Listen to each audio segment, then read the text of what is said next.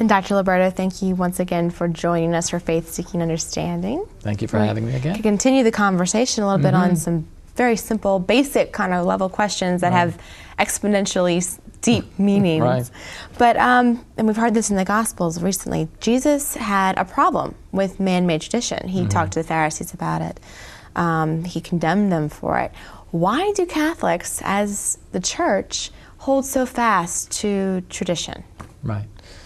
Wow, you guys really give me the hard questions, I mean really big questions, and I'll do the best I can. Well, clearly Christ does have a problem with what we call tradition, but not capital T tradition as we understand as Catholics. That's the first thing. The word in the New Testament, paradosis, is where we get the word traditio in Latin, which then we transliterate into tradition in English. Matthew 15, Mark 7, in both places, which are kind of parallel places, where Jesus talks against the traditions of whom? Of the Pharisees and the scribes. They were really multiplying the minutiae of laws that the people had to follow, and in a sense leading them away from the very spirit and intent of the law, which is love of God and love of neighbor. So if you go back to those passages, you see that's what Jesus is talking about. But just because he's against tradition, and these are human traditions, actually in Mark it says paradosis ton anthropon, the tradition of men, or traditions of men is actually in the plural. So we shouldn't say then all traditions are bad or all traditions shouldn't be followed. The fact that they're human traditions, that's the problem.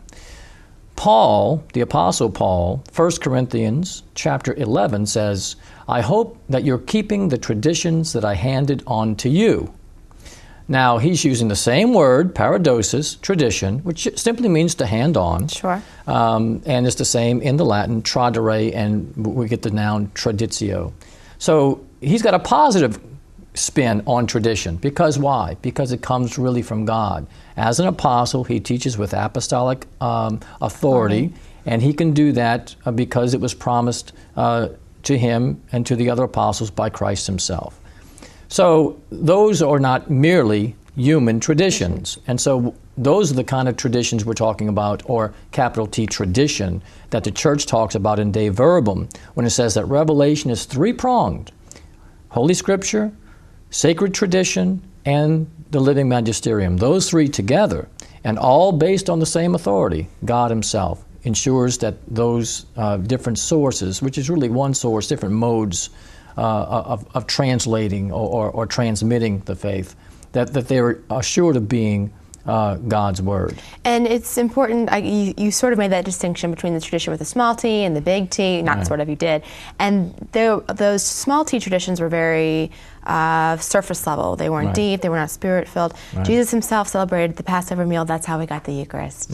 That, is a tradition. And the Church still has some little t traditions. But when it comes to the capital T tradition, those are the things that we have to follow. Those are things that have always been taught by the Church. And yet we also have to talk about a certain development within that very deposit of faith that was once given. So it is a dynamic faith. It's a dynamic handing on. The Scripture, of course, is given once for all, but that tradition is a living tradition and continues to develop in continuity with what went before. Very good. Well, as always, your knowledge, passing it on to our viewers and to us, to Jason and I, we really appreciate you being with us. Sure. I'm glad to be here. Well, we look forward to next week. Thank you.